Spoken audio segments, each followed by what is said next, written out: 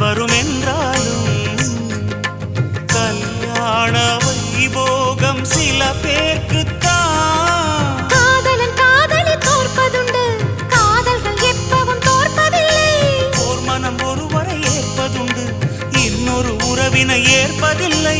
நிறமா